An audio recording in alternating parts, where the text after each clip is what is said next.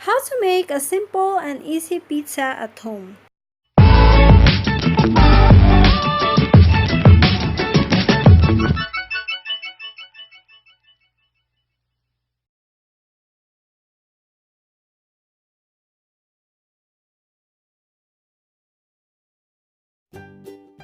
Firstly, gumamit ako ng isang basong maligamgam na tubig,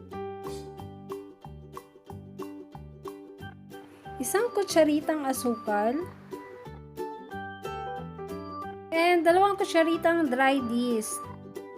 Haluin lamang ito ng maigi and then iset aside for 10 minutes para tumubo.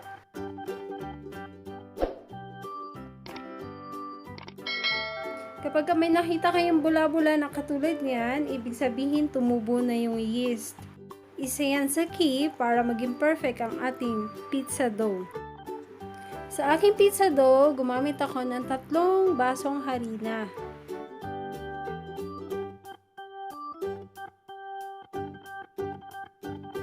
Para maging mas malasa yung ating dough, so kailangan kong gumamit ng 1 kutsaritang asin.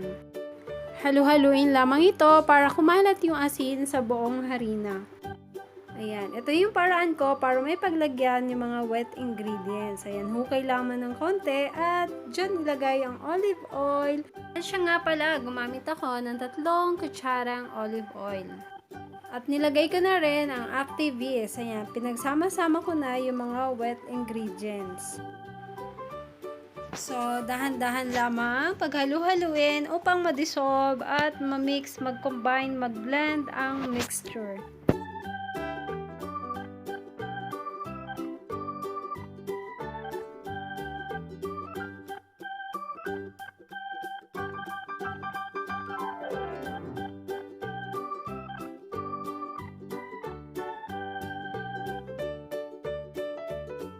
Basahin lamang ito ng maigi hanggang 15 or 20 minutes. Ayan. The more kasi na maraming masa ang ginawa mo, mas lumalambot yung dough.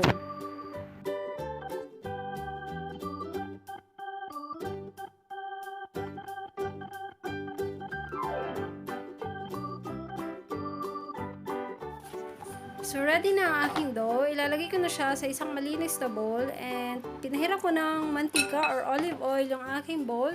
Ayan, para hindi dumikit yung aking dough. And, syempre, kailangan balutan natin or gumamit ako ng cling wrap para pantakip or cloth. Kung wala kayong cling wrap, pwede yung cloth.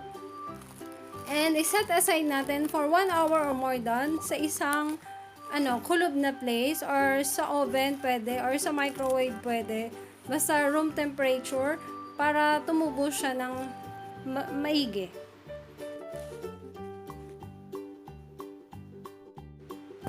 Pagkalipas ng 1 oras, ayan, so perfect ang aking dough, tumubo siya ng gusto.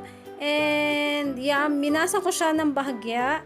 And kapag tinusok mo siya ng ganyan at lumubog yung kamay mo, ibig sabihin, perfect yung dough mo. Ibig sabihin, malambot siya. So, yan, hinulma, minasa-masa ko siya pa ng kaunti, ng maigi, para makuha ko yung perfect shape na bilog. And saka ko siya hiniwa into 4.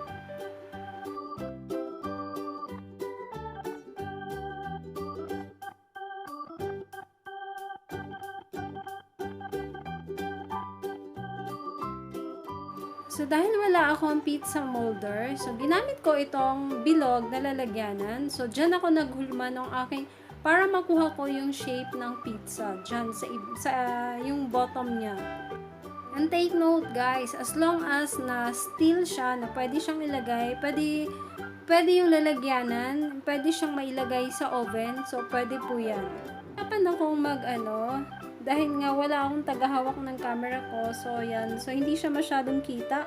So dapat ganyanin mo siya para makuha mo siya ng maigi yung shape ng para mapantay. Ayan, so kailangan tusok-tusukin mo siya ng daliri. Ayan, so para perfect siya mamaya, yung magbibilog-bilog siya kapag naluto na siya.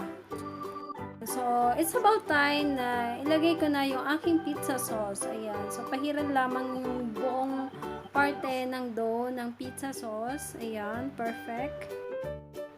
And ang ginamit ko nga pa ng cheese ay mozzarella cheese. Ayan, so ni-spread ko lang siya dyan sa ibabaw ng pizza sauce.